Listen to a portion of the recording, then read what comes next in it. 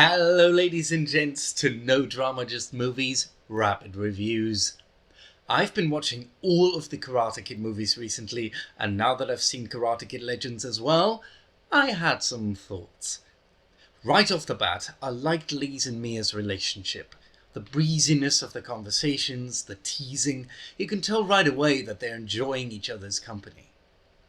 One relationship that didn't work as much for me was between Lee and Alan, his tutor. The movie skips very quickly from their initial relationship to them being friends.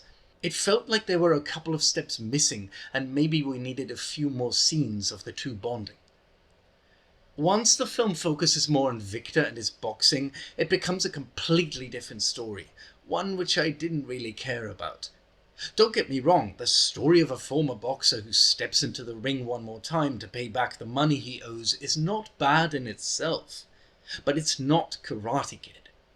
It might have been a slightly better choice to have Victor train Lee, at least at the beginning before Mr. Han's arrival. That way, you keep the focus on the actual kid.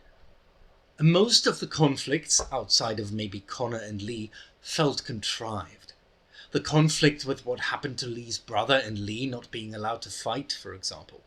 The brother didn't die because he fought in a tournament. He died because the guy he beat was a sore loser and brought a knife to a fist fight. Similarly, Lee's conflict with Mia after Victor gets knocked out. If she's mad that Victor fought in the first place, that was his decision, not Lee's. If she's mad that Lee didn't help her, that's a slightly better reason, but it's undermined by the weak stakes. There's not enough of a reason why it has to be Lee helping her. It makes sense then that this conflict is resolved very quickly, making the whole thing feel like a ticked box. I loved the schoolyard fight scene between Lee and Conor. The choreography looked cool, and Conor not using his hands was a fun twist. Lee's fight against O'Shea's guys in the alley was also great. It felt a lot like a Jackie Chan fight scene, especially with the use of props like the dustbin lid and items around them, like Lee using the fire escape ladder at some point, but also with some comedic elements, like Lee trying not to fall backwards off the dumpster. And while I like the tournament fight between Lee and Conor as well, with the tiger trap as a decent finishing move, I think I detected some wire work there, which made the fight feel a little less realistic.